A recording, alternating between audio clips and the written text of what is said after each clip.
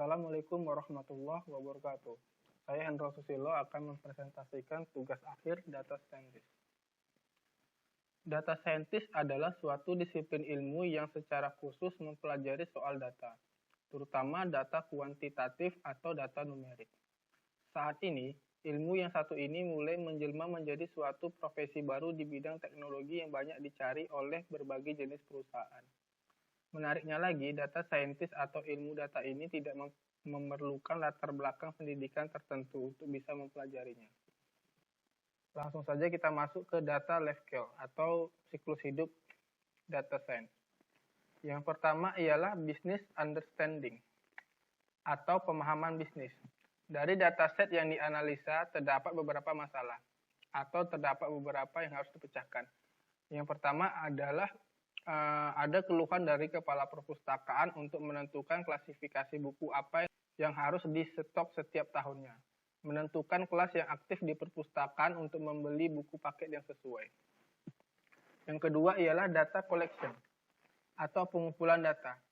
Data masih di-input manual di dalam buku, jadi perlu di-input ke dalam bentuk data komputer. Data berbentuk string perlu transformasi data. Data ini hanya memiliki 4 atribut utama, yaitu judul, kelas, klasifikasi, dan tahun. Data diinput secara manual ke dalam Excel.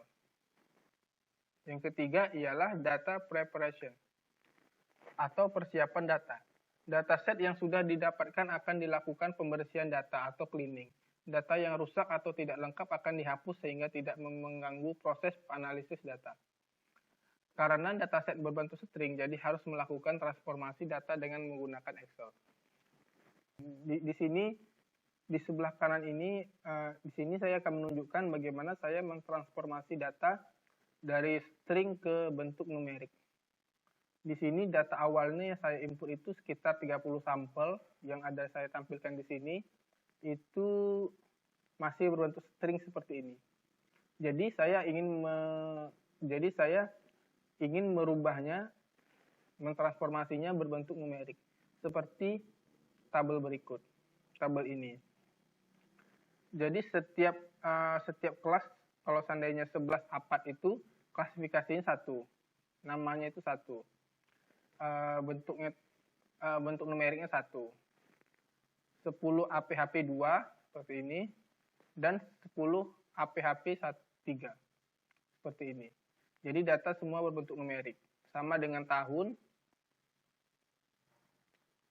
dan klasifikasi.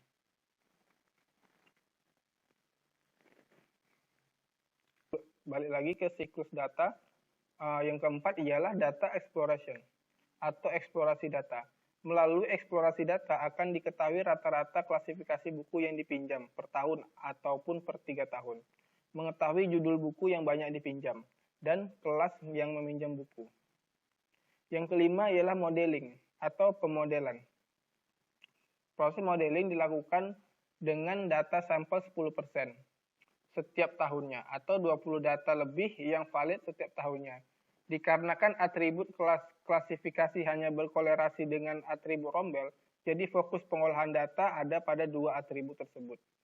Dengan perbandingan tersebut akan memudahkan dalam proses develop model dan validate model. Yang keenam ialah modeling evaluation atau evaluasi pemodelan. Berdasarkan evaluasi didapatkan bahwa fokus pengolahan data ialah klasifikasi data. Mengklasifikasikan data atau klasifikasi itu jenis-jenis buku atau klasifikasi buku. Menentukan jumlah maks dan minimal peminjaman. Akurasi data benar-benar diperhatikan. Yang ketujuh ialah modeling development atau penerapan modeling. Yang pertama ialah kita harus memilih platform yang digunakan. Platform yang saya gunakan ialah Python dan Jupyter. Dan akan ditampilkan berbentuk grafik. Membacanya berbentuk data dan grafik. Lalu saya terapkan ke Python-nya. Di sini saya akan menunjukkan Python-nya seperti aplikasi Java lainnya, library harus diimport terlebih dahulu. Terus kita masukkan atau kita panggil data yang telah kita input tadi di berbentuk CSV.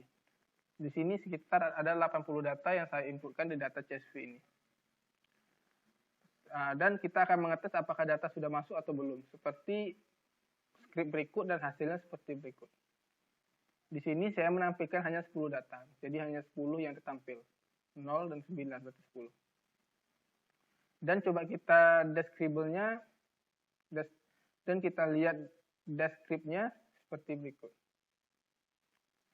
Dan saya akan mencoba mengurutkan berdasar judul seperti berikut.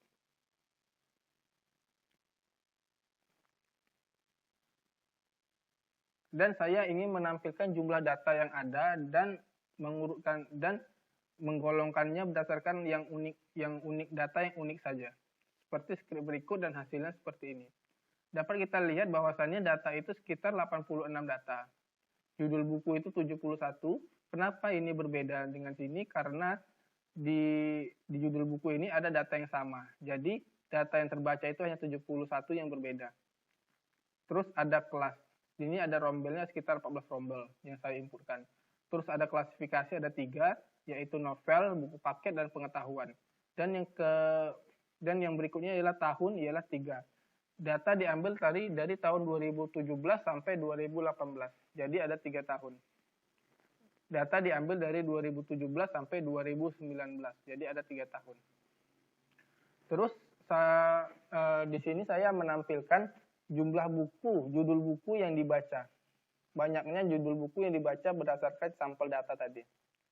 Di sini dapat kita lihat skripnya seperti ini dan akan menampilkan seperti ini. Dapat kita lihat di sini bahwasannya judul Rumah Tanpa Jendela itu sekitar 3 peminjam buku dari sampel data yang ada. Terus Huayam juga 3, Fisika X juga 3, dan yang lainnya ialah di bawah 2, di bawah 3. Terus kita menampilkannya berbentuk list data agar mudah kita baca. Skripnya seperti berikut dan akan menampilkan seperti berikut. Dapat kita lihat tadi datanya hampir sama seperti di atas, tapi hanya berbentuk datanya saja atau tabel. Yang ini juga sama seperti tadi, hanya jumlahnya saja yang berbeda. Dan di sini saya ingin menampilkan banyaknya klasifikasi buku yang dibaca. Skripnya seperti ini dan hasil seperti ini.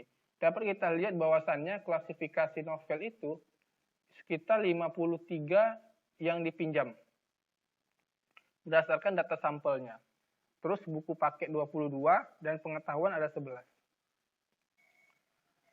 Dan saya akan coba menampilkan grafiknya dengan skrip berikut dan akan hasilnya muncul seperti ini. Dapat kita lihat bahwasannya klasifikasi novel itu mendominasi dengan 61,63%. Diikuti dengan buku paket 25% dan pengetahuan 12%.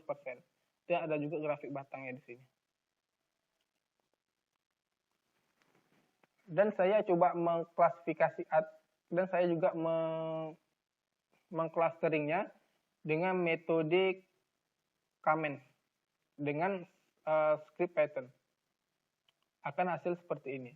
Dapat kita lihat bahwasannya yang biru ini ialah klasifikasi buku pengetahuan. Yang hijau ialah buku paket dan yang kuning ialah buku novel. Dari data yang telah kita tampilkan ini dapat diambil kesimpulan bahwasannya buku novel itu paling banyak yang dibaca atau yang paling banyak dipinjam. Jadi dapat kita usulkan penganggaran bahwa untuk buku novel dan buku paket itu lebih banyak kita anggarkan untuk tahun ke depannya. Sekian dari saya, terima kasih.